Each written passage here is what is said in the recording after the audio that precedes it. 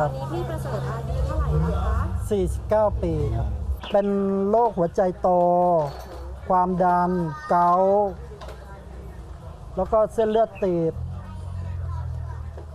แล้วก็เป็นมะเร็งปอดเกิดจากว่าคือวันที่เกิดเหตุอะตอนเช้า7 โมงผมมานั่งดูโทรทัศน์เนี่ยจะเอารีโมทมาปิดโทรทัศน์ก็เลยเอื้อมมือไปหยิบแล้วมันหล่นมันมีความรู้สึกว่ามือเราลอยเลยลองลุกขึ้นยืนมันยืนไม่ได้เพราะว่ามันซีกหนึ่งอะไม่มีแรงไปเลย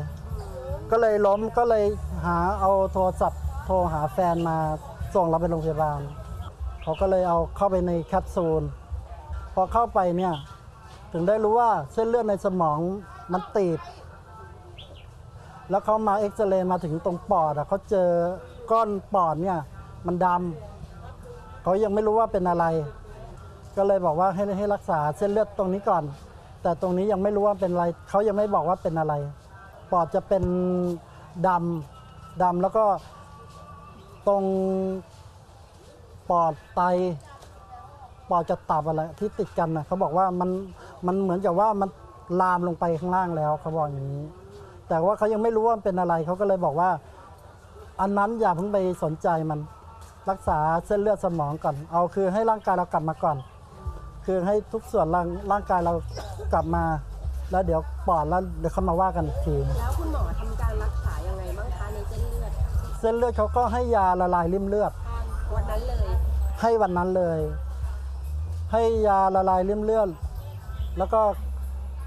ให้ยาขยายเส้นเลือดนั่นแหละครับอาการดีขึ้นครับอาการดีขึ้นแต่ก็ยังไม่ถึงกับไอ้นี่ก็เหมือนกับคนเป็นอัมพฤกษ์เดินแต่ต้องทำกายภาพอยู่